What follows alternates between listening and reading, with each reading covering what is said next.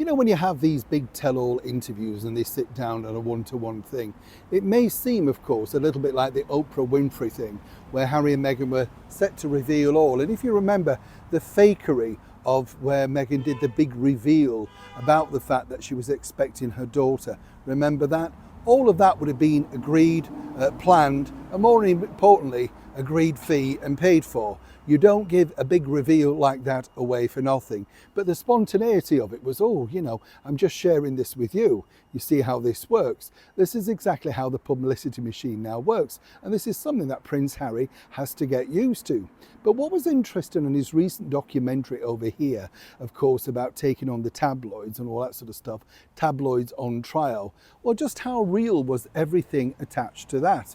As ever, let me explain. Morning, how are you? Nice to see you. We'll have a quick wave. You all right today? Lovely to have your company. And as ever, thank you for your support on all the other recent videos. I know many of you enjoyed the Dana Gillespie video. It's still there for others to enjoy. She's an interesting lady, literally met and worked with everybody. And one of those people that has, she has a book out and a new album, but really got an interesting story about what it was like for a lady in the early 60s, middle 60s, trying to make it big in the music world.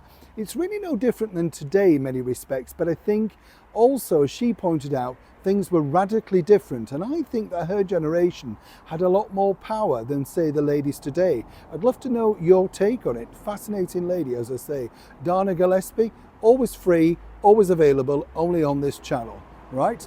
Back as ever to your royal story of the day. This was supposed to break a lot of pots last week, tabloids on trial. It featured Hugh Grant, who, was talking about his time with the hacking cases and stuff like that. The long forgotten singer Charlotte Church, who decided that she didn't want fame and then had to go to a few other things that weren't very successful for her. And of course, the one-time international footballer Paul Gascoigne. But the star of the documentary, without a doubt in ITN's eyes, was none other than the former royal known as Prince Harry. They did reach out to the Prince of Wales, His Royal Highness Prince William, but he very tactfully said that he wasn't particularly interested in going down that avenue. However, according to a source, it was told to Prince Harry that this was a question that was still under discussion regarding his elder brother. Was that the reason why Harry decided to say yes?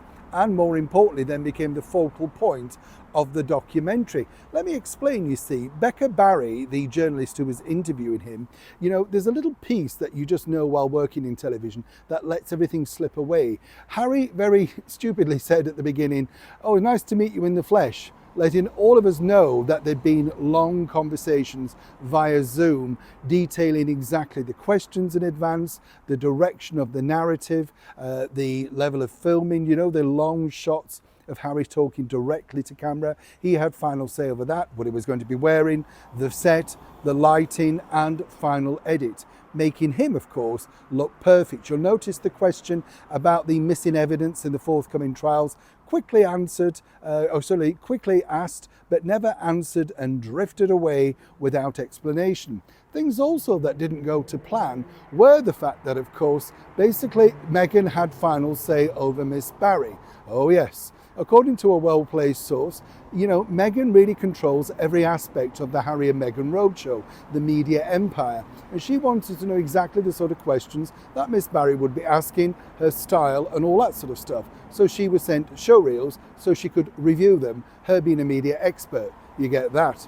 Secondly, of course, ITN is still refusing to admit or reveal whether Prince Harry received a fee, or indeed did he donate his fee to the Heart of Invictus, which I'm sure would have been a worthy cause. You see how this works.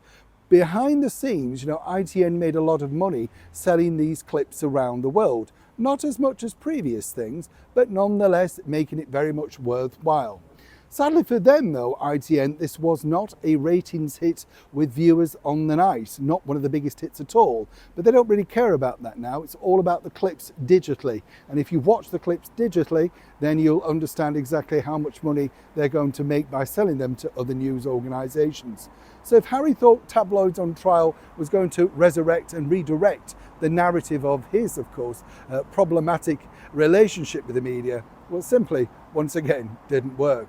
But ITN, as ever, are remaining incredibly quiet, hoping for more future interviews with the former royal. Neil Sean in the very heart of London.